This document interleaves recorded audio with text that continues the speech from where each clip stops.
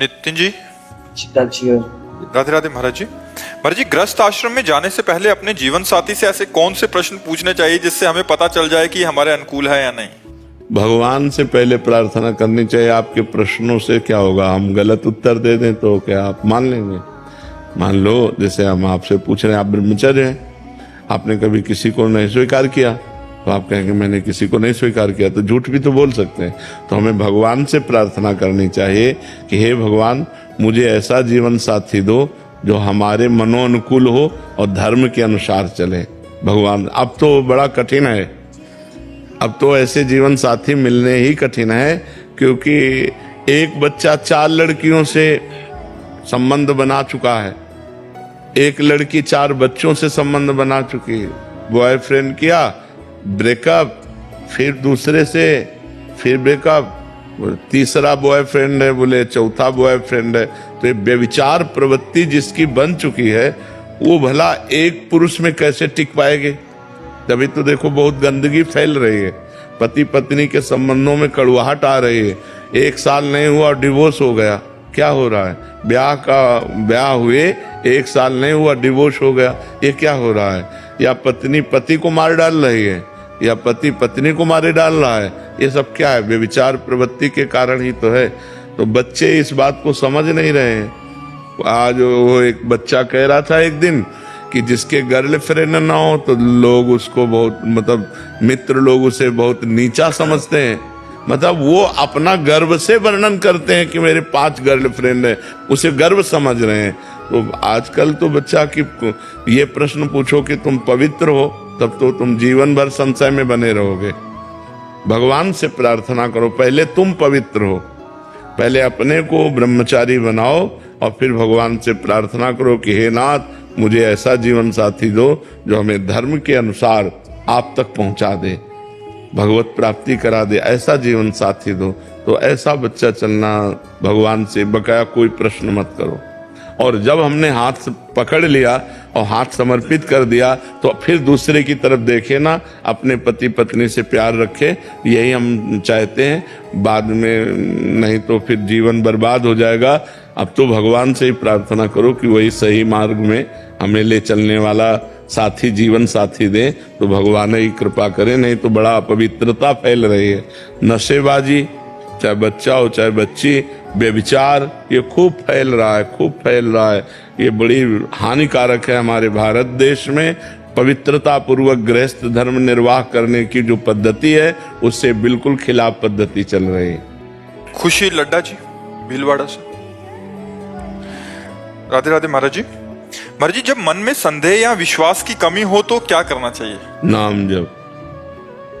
नाम जप से बुद्धि पवित्र होती है, पवित्र बुद्धि से संशय का नाश होता है, पवित्र बुद्धि में ही विश्वास जागृत होता है। तो हमें परम पवित्र मंगलमय भगवान का नाम निरंतर अपनी जिह्वा से लेने का अभ्यास करना चाहिए, जिससे हमारी बुद्धि विवेकवती हो जाए। बुद्धि तो सबके पास है, पर विवेक नहीं है। होए विवेक तो मोह भ्रम भागा। अगर विवेक हो जाए तो सब संशय नष्ट हो जाएगा, सब अविश्वास नष्ट हो जाएगा, परम विश्वास, दृढ़ निश्चय जागृत हो जाएगा। इसलिए नाम जप करो। किसका प्रश्न है? हाँ, नाम जप करो। नाम जप करने से संशय और अविश्वास, इसका नाश हो जाएगा, निश्चय और विश्वास जागृत हो जाएगा। जी। प्रदीप त्रिपाठी जी। राधे राधे महाराज। राधे राधे महाराज जी। महाराज जी, आप एक उत्तरकांड की एक वर्णन कर रहे हैं, नहीं अनीति नहीं कछु प्रभुताई, सुनहु करहूं जो तुम ही सोहाई। महाराज जी, जब हम परम पिता परमात्मा के ही अंश हैं, तो वे हमें सीधा मार्गदर्शन देकर भगवत प्राप्ति की ओर अग्रसर क्यों नहीं कर देते? महाराज जी, वे हमें ऐसे विकल्प ही क्यों देते हैं कि जिससे हम इन तुच्छ भोगों में फंस जाएं? दिया तो सीधा ही मार्ग है, भगवान ने विकल्प तो दिया नहीं, सीधा मार्ग दिया है। ममई वांशु, भगवान करे तू मेरा अंश है। और गीता जी में स्वयं प्रकट होकर बोल रहे नहीं, वो भ्रम में तो नहीं डाल रहे ना। वो कह रहे अनन्यस चिंतयन्तो माम, मेरा अनन्य चिंतन करो। ये जना पर्युपासते, जो मेरी उपासना करते हैं। तेषाम नित्याभियुक्ता नाम योगक्षेमम भाम्यम। ठेका मैं लेता हूँ, अनंत ब्रह्मांडों के स्वामी कह रहे, आपका प्रश्न है तो भगवान कह रहे ठेका तो मैं लेता हूँ तुम्हारे योग और क्षेम का, तुम केवल मेरा अनन्य चिंतन करो। भगवान और किसी के कार्य के लिए नहीं आदेश कर रहे हैं। मन मना भव मद भक्तो माद्याजी माम नमस्कुरु, मेरे मन वाला बन, मेरा भक्त बन, मेरे को नमस्कार कर, मेरा चिंतन कर, तेरा मैं देख लूंगा, तू मेरा चिंतन कर। तो सीधा रास्ता नहीं दे रहे भगवान, लेकिन हम भगवान का चिंतन न करके भोगों का चिंतन करते हैं। भगवान को अपना न मान कर शरीर और शरीर संबंधियों को अपना मानते हैं। भगवान में सुख न मान करके संसार की वस्तु, व्यक्ति, स्थान, इनमें सुख मानते हैं। तो कहीं ना कहीं गलती हमारी हो रही है। जैसे गुरु रूप में भगवान आके कह रहे इधर चलो, अब हम इधर चल रहे हैं, तो अब फिर ये कह दे कि भगवान ने इधर का रास्ता ही क्यों बनाया, ऐसा नहीं है। अगर भोजन जरूरी है तो शौचालय भी जरूरी है। यद्यपि निंदनीय स्थान है, अपवित्र स्थान है, लेकिन अगर भोजन खाएंगे तो शौचालय की जरूरत पड़ेगी। दिन है, अगर रात ना हो तो सिस्टम बिगड़ जाए पूरी सृष्टि का। ऐसे ही देवता है, असुर ना हो तो सिस्टम बिगड़ जाए। अच्छे हैं, बुरे ना हो तो अच्छे की अच्छाई का मतलब ही ना रह जाए। तो भगवान ने पूरा बगीचा अपनी सृष्टि बनाई है, जो चाहिए वो ले लो, और स्वयं उपदेश करते हैं कि तुम्हारा मंगल किस में होगा, तुम्हें किस मार्ग में चलना चाहिए। ये मार्ग तुम्हें नरक ले जाएगा, ये मार्ग स्वर्ग ले जाए। ये कि आपने बना दिया और बताया नहीं, तो स्वयं अवतार लेकर जगत गुरु भगवान श्री कृष्ण ने और ब्रह्म ऋषियों के रूप में स्वयं भगवान ने वर्णन किया है। अब इसमें हमारी कमी है कि हमें बीज दे दिए 100 बीज दे दिए, बम्बुल का, दाख का, गन्ने का, ये अब हम पसंद करके क्या बोए, ये हमारी पसंद है, ये भगवान छोड़ दिए। तो अब ऐसे हमें भारत भूमि में जन्म दिया, मनुष्य शरीर दिया, बुद्धि दिया, मन दिया और मार्ग दिए बहुत, ज्ञान का मार्ग, भक्ति का मार्ग, पाप का मार्ग, छल कपट का मार्ग, ये सब मार्ग, और बता रहे हैं कि ये मार्ग चलो तो ये मिलेगा और ये मार्ग चलो तो ये मिलेगा। अब हम उधर जा रहे हैं तो उधर भोगना पड़ेगा, इधर जा रहे हैं तो आनंद भोगना पड़ेगा। तो इसमें भगवान का दोष क्या है, आप हमें बताओ, है नहीं? हाँ, भगवान पूर्ण है तो उनकी सृष्टि भी पूर्ण है। आप ये नहीं कह सकते कि ये नहीं है, सब कुछ है। बुरा से बुरा भी है और भला से भला भी है, छोटा से छोटा भी है, महान से महान भी है। ये उसकी सृष्टि है, ये उसकी बाजार है। अब आप खरीदना क्या चाहते हैं? पैसा आपके पास है, खरीद लीजिए। श्वास रूपी संपत्ति है, बुद्धि रूपी आपको गाइड करने वाला है, और भगवान आपको आपकी बुद्धि को कहाँ ले जाना चाहिए ये भी बता रहे हैं। अब अपने को चल देना चाहिए। देखो, भगवान की कृपा से आप साधु समागम में आए, भगवान की तरफ से कोई कमी है क्या कृपा की? अब आप अगर साधु समागम करके भी असत मार्ग में चलें और कह दें कि भगवान को दोष दें, तो हमें लगता है उनकी कृपा ही कृपा हमारे ऊपर है, उनकी वास्तविक कृपा हमारे ऊपर है। हम समझ नहीं पा रहे, अगर हम समझ जाएं तो हम गलत मार्ग में चलेंगे नहीं, सही मार्ग। अब उन्होंने गलत मार्ग क्यों बनाया? तो वो पूर्ण है। पूर्ण तभी होता है जब सब कुछ हो, पूर्णता तभी मानी जाती है जब सब कुछ हो। तो हमारी भगवान की सृष्टि में सब कुछ है। कुछ आपने क्रूर से क्रूर, निर्दयी से निर्दयी, दयावान से दयावान, और सब कुछ भरा पड़ा हुआ है। अच्छा, वो बने हैं, उन्होंने बनाया केवल नहीं, वो स्वयं बने हैं। जब भगवान के सिवा कोई है ही नहीं, था नहीं, रहेगा नहीं, तो फिर ये सब है क्या? वही बने हुए हैं। और यही जो जान गया, बहुनाम जन्मनावंते ज्ञानवान माम प्रपद्यते वासुदेवा सर्वमित स महात्मा सुदुर्लभा। सब कुछ भगवान बने हैं, ये जान गए तो उत्तम महात्मा हो गए, आप उत्तम गति को प्राप्त हो गए। तो हमको अच्छी गति, अच्छे मार्ग में चलना है। भगवान ने जो बुरे मार्ग बनाए वो पूर्ण है, वो पूर्ण परमात्मा है, इसलिए उन्होंने पूर्ण सृष्टि रची है, सब कुछ रचा है। देखो, यहाँ भोजन पाते हैं और यही मलाशय है, यही मूत्राशय है, सब कुछ बना है। आप कह दे मलाशय मूत्राशय न हो तो फिर कैसे भोजन का व्यवस्था होती? भोजन का पाचन तंत्र काम करके मलाशय मूत्राशय कैसे? तो सब कुछ होना चाहिए। तो अब मलमूत्र एकदम घृणित चीज है, लेकिन बनता कहाँ से है? यहीं से तो पाते हैं। तो ऐसे ही भगवान ने, जैसे हमारे शरीर में सब कुछ है, सब कुछ है, गंदगी से गंदगी, सब चीज, सब अंदर सब भरा हुआ है। लेकिन ऊपर से कितना चिकना चुपड़ा कर दिया कि हम देखकर प्रभावित हो जाते हैं और रूप देखकर लुभायमान हो जाते हैं। ऐसे भगवान ने सब कुछ पूरी सृष्टि में रचा है। तो हमको क्या चाहिए, हमको कौन से मार्ग में चलना चाहिए, ये भी प्रकट होकर बता दिया। तो अब हमारी गलती है कि हम सही मार्ग न चलकर गलत मार्ग में चलते हैं। भगवान को इसमें दोष न दे, क्योंकि वो पूर्ण है। घर पूर्ण तभी माना जाएगा जब रसोई भी हो और लेटरिन बाथरूम भी हो, तभी माना जाएगा कि ये घर पूर्ण है। ऐसे संपूर्ण सृष्टि को भगवान ने पूर्ण रचा है। डॉक्टर विष्णु सक्सेना जी, राधे राधे महाराज जी। महाराज जी, आप कह रहे हैं कि आप जीवन भर देश विदेश में प्रेमी प्रेमिका नायक नायिका के भौतिक प्रेम पर ही कविताएं लिखकर आप अंतर्राष्ट्रीय कवि हैं, श्रृंगार रस के कह रहे हैं। महाराज जी, मुझ अधम को कोई ऐसा उपाय बताएं कि भौतिक प्रेम आध्यात्मिक प्रेम में बदल जाए और मेरी इससे कविताओं कोई लाभ तो मिलेगा नहीं। भले तालियां मिल जाएं, संसार के 4 लोग तुम्हारी वाहवाही कर दें, लेकिन इससे सत्य वस्तु तो मिलेगी नहीं।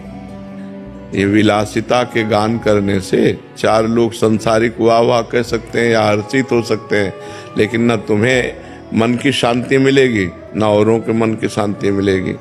यदि प्रभु के चरित्र गाओ तो तव कथामृतम तप्त जीवनम कवि भिरीडितम कल्मषापहम श्रवण मंगलम श्री मुदाततम भूरि गृणन्ति ते भूरिदा जना। वो बड़े महामहिमा में दानी माने जाते हैं जो दूसरों को भगवान की चर्चा सुनाते हैं। कल्मषापहम, भगवान के पावन चरित्र सुनते ही हृदय निष्पाप होने लगता है, जीव को मंगल की प्राप्ति होती है, आनंद की प्राप्ति होती है। तो हमें लगता है कि सबसे बड़े नायक भगवान हैं और सबसे बड़ी नायिका उनकी प्रिया जी हैं। अगर उनके पावन चरित्र गान करो तो तुम्हारी भी बुद्धि पवित्र हो जाएगी और परलोक लोक सब बन जाएगा, और जो सुनेगा उसका भी मंगल हो जाएगा। तो अब सुधार कर लो, नाम जप करो और भगवान के सिया राम राधे श्याम शिव पार्वती इनके पावन चरित्रों का गायन करो, जिससे तुम्हारी वाणी पवित्र हो जाए, लोगों के कान पवित्र हो जाएं और जीवन दोनों का मंगलमय हो जाए, कथन करने वाले का और श्रवण करने वाले का। ये 5 भौतिक शरीरों की सुंदरता क्या, जो क्षण में नष्ट हो जाए उसका क्या गान करना। ये मलमूत्र का भांड शरीर, इसका क्या गान करना। गान करना तो चिदानंद भगवान का गान करे, जिससे हमारा जवान और कान दोनों मंगलमय हो जाए, दोनों पवित्र हो जाए ना। अब नाम जप करो और भगवान का चरित्र गाओ तो जीवन पवित्र हो जाए। नहीं क्या 4 पैसे मिल जाएंगे, लोग तालियां बजा देंगे बस, और क्या। मरोगे तो न तालियां साथ जाएंगी, न पैसे साथ जाएंगे, न नायिका साथ जाएगी, भगवान का चिंतन जाएगा, भगवान का भजन साथ जाएगा। तो हमें लगता है कि रुपया ही सब कुछ नहीं है। भगवान के सहारे हो जाओ और भगवान का यश गाओ तो लोग परलोक सब। थोड़ा कभी बीच में किसी भक्त का पावन चरित्र गा दिया या किसी का तो चलेगा, लेकिन प्रारंभ और अंत ये भगवान से हो तो बीच वाला सब भगवान ही माना जाएगा, क्योंकि हर स्त्री पुरुष के रूप में भगवान ही विराजमान है। हमारी बात समझ रहे हो। अगर अपने प्रोग्राम का प्रारंभ करो भगवान से और अंत करो भगवान में, और बीच में नायक नायिका का कर दो तो भी चलेगा। नहीं, प्रारंभ भगवान से करता हूँ। हाँ, क्योंकि भगवान के बिना जीव खुलना ठीक नहीं है। भगवान से प्रारंभ करो और अंत भी भगवान में करो, और बीच का रहने दो जो आप गान करते हो, और उसे भी भगवान को समर्पित कर दो कि जो हमें सेवा दी है वो मैं कर रहा हूं, तो वही भजन बन जाएगा आपका। ठीक है। रोहन जी बिहार। राधे राधे महाराज। महाराज जी, आपके चरणों में कोटि कोटि दंडवत प्रणाम। गुरुदेव, अब मुझे राधा नाम जपना बहुत प्रिय लगने लग गया है। गुरुदेव, लगभग 1.5 वर्ष से मांस, मदिरा, जुआ, व्यभिचार, गर्लफ्रेंड, गंदे बच्चों का संग, नशा, हस्तमैथुन आदि सभी कलयुगी दोष का त्याग कर दिया है। आपकी कृपा से सब छूट गया है महाराज जी। गुरुदेव, अब मुझे ब्रह्मा जी का पद नहीं चाहिए, देवराज इंद्र का पद नहीं चाहिए, मृत्यु लोक का सम्राट नहीं बनना, मोक्ष नहीं चाहिए, योग सिद्धियां नहीं चाहिए, श्री जी भी नहीं चाहिए। महाराज जी, मुझे राधा नाम अखंड जपने का एक कृपा हो जाए। अभी तो सुन के कह रहे हो 500 रुपया में ललचा जाओगे। इतने बड़े त्याग की बात। रास्ते में 500 का नोट पड़ा हो तो कदम नहीं आगे बढ़ाओगे, क्यों? कृपा कर दीजिए। नहीं, ये तो सुन के आप बोल रहे हो, हम असलियत की बात कर रहे कि अगर रास्ते में अकेले जा रहे हो, 500 का नोट पड़ा हो तो कदम नहीं बढ़ेंगे आगे, जहाँ ये स्थिति जो है, जो आप जो बोले, ये भगवत प्राप्त महापुरुष की स्थिति होती है, जो भगवान सच्चिदानंद में चित्त को डुबो दिया है। अब उसे न पारमेष्ठम न महेंद्र धिष्णम न सार्वभौमम न रसाधिपत्यम न योग सिद्धिर अपनर्भवम वा। उसे ये सब नहीं चाहिए, न ब्रह्मा का पद चाहिए न देवराज इंद्र का पद। क्यों? क्योंकि वो ब्रह्मा को भी दुर्लभ जो भगवदानंद है वो उसे प्राप्त हो गया है। अच्छा रसगुल्ला और सब भोजन हो तो भगवान को भूल जाएंगे, वहां कह रहे ब्रह्मा का पद नहीं चाहिए, योग की सिद्धि नहीं चाहिए, देवराज इंद्र का पद। बड़े बड़े ऋषि मुनियों के मन में क्षोभ पैदा कर दे तो अभी क्या है, सुना के बोल रहे सुना के बोल रहे। अभी माया का प्रभाव तो देखा ले है, पर बच्चे ऊपर बहुत अच्छी मांग है तुम्हारी, बहुत अच्छी मांग है। स्वरूप तो महाराज जी से अलग है, स्वरूप भी अलग है। हमने बहुत अच्छा है, बहुत बुद्धि काम कर रही तुम्हारी। नाम जप करते रहो, ठीक है? हाँ, खूब नाम जप करते रहो, बहुत बढ़िया है, बहुत बढ़िया जी। देवना वैष्णव जी, राधे राधे महाराज जी। महाराज जी, आपके बताए अनुसार मैं लाडली जी से बोलती हूँ कि मैं जैसी भी हूँ आपके आश्रय में हूँ, आपके भरोसे में हूँ, परंतु महाराज जी ये आश्रय कैसे होता है, ये ठसक भाव कैसे होता है? शिष्टामृत भुक्तवैव चरितम श्रृणवस तवे स्मरण।